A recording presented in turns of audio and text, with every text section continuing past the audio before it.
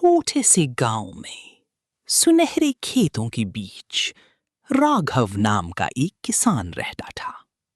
उस साल गर्मी जल्दी आ गई थी और सूरज मानो आग का गोला बनकर धरती पर उतर आया था। हर सुबह सूर्योदय से पहले राघव कंधे पर फावड़ा रखकर खेत की ओर निकल पड़ता।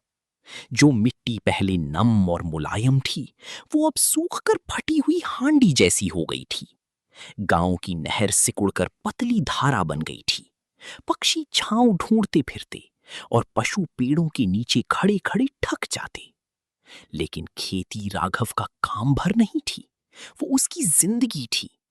उसकी पत्नी उसके लिए रोटी और प्याज बांधती थी।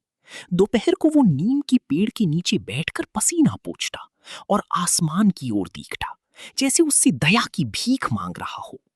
फसलों को पानी चाहिए था, धरती को बारिश चाहिए थी और राघव को धैर्य। एक दिन उसका छोटा बेटा मोहन मिट्टी की घड़े में पानी लेकर खेत में आया। बाबा, आप इतनी धूप में इतनी मेहनत क्यों करते हो? मोहन ने मासूमियत से पूछा। राघव मुस्कुराया और बोला, खेत हमारी परिवार की तरह है।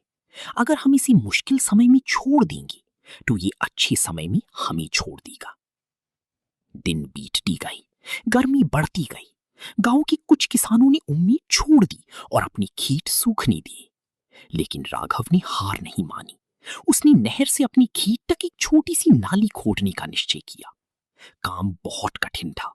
उसके हाथों में छाले पड़ गई, पीठ दर्द से झुक गई, लेकिन वो रुका नहीं। उसकी लगन देखकर कुछ पड़ोसी भी मदद के लिए आ गई। सबने मिलकर काम किया और आखिरकार पानी प्यासे पौधों तक पहुंच गया। गीली मिट्टी को देखकर सबके चेहरों पर थकी हुई मुस्कान खिल उठी। एक सप्ताह बाद आसमान में काली बादल छा गई।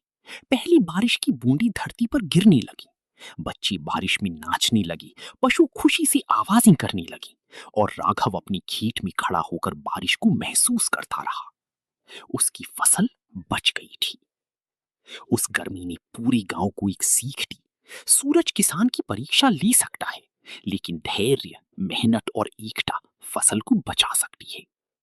और जैसे जैसे खेत फिर से हरी होने लगी, राघव समझ गया कि उसके पसीने की हर बूंद आने वाले मौसम की उम्मीद बन चुकी है। What do you mean? We don't have time for games. It's too late. The shadow, it reached him first. You need to leave. No.